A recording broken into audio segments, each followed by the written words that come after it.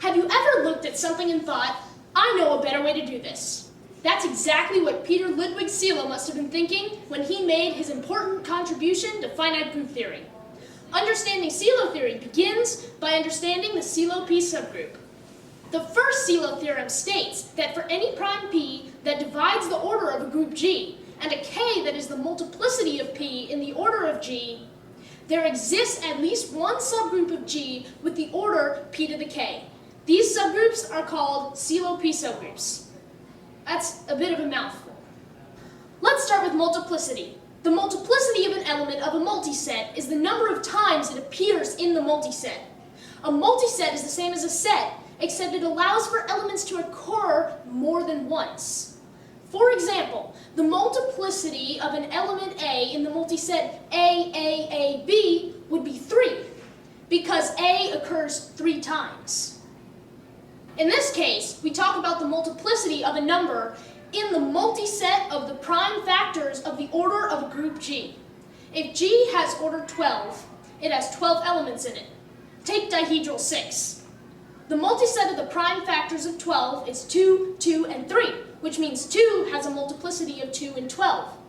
It also means there is at least one Sylow P subgroup in G with the order 2 to the second.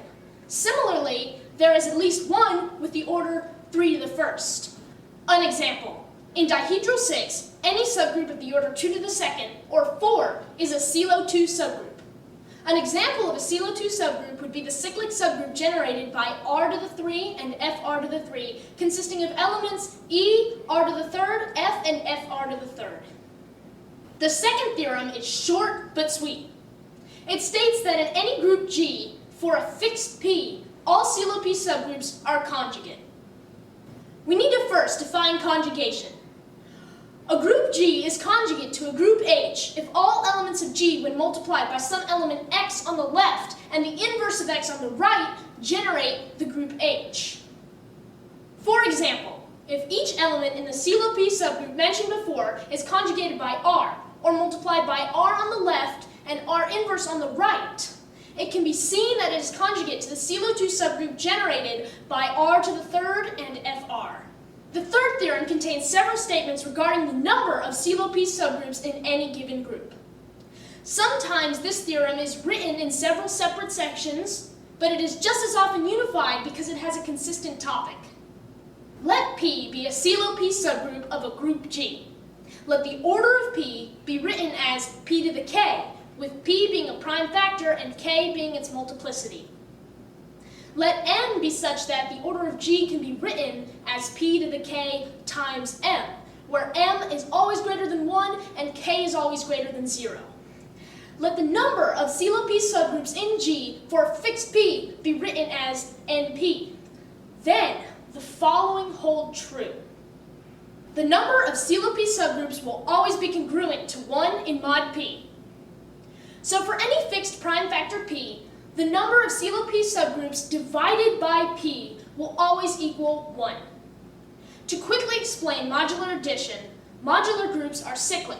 So in mod n, n plus 1 equals 1, 2n plus 1 equals 1, 3n plus 1 equals 1, and so on and so forth. So if P is 3, the number of Sylow P subgroups could be 1, 4, 7, 10, etc., etc. The second part states that the number of Sylow P subgroups divides the index of a Sylow P subgroup in G. The index of a subgroup in a group is how many times its order divides into the order of the group. Because of the Lagrange theorem, which states that the order of any subgroup must divide the order of the group, it will always be a cardinal number. This theorem states that the number of Sylow P subgroups will always be a factor of P's index in G. If all Sylow P subgroups have an order P to the K, then its index is the order of G divided by P to the K. This can be rewritten as M, where the order of G is P to the K times M. Therefore, the number of Sylow P subgroups will always divide M. The third and last part of the theorem states that the number of Sylow P subgroups is always equivalent to the index of the normalizer of any Sylow P subgroup in a group G. normalizer of a subgroup in a group G is the set of all elements of G that commute with a subgroup. We've all heard of the commutative property, and this works just the same. If H is a subgroup, then any element x of G where xh equals hx is a member of its normalizer. The third Sylow theorem says that for any p, the number of Sylow p subgroups will be equivalent to the order of the group G divided by the order of the set of all elements that commute with any Sylow p subgroup. An important consequence of the third theorem is that if there's only one Sylow p subgroup for any possible p, then that Sylow p subgroup is normal in the group. If a group is normal, then it is self-conjugate. And when conjugated by any element, it will always yield the same group. Also, note that when the order of the entire group is a power of a prime, there are no other Sylow p subgroups besides the whole group, and it is classified as a p group. There are consequences for all of the theorems, and each has a detailed proof. Sylow p subgroups can even exist in infinite groups by Zorn's lemma. Just remember, Mr. Sylow came up with these theorems after he discovered that the converse of the Lagrange theorem was false. If G is a group and D divides the order of G, then there isn't always a subgroup in G of order D. He proved that it is only true when D is a power of a prime. So let this be a lesson.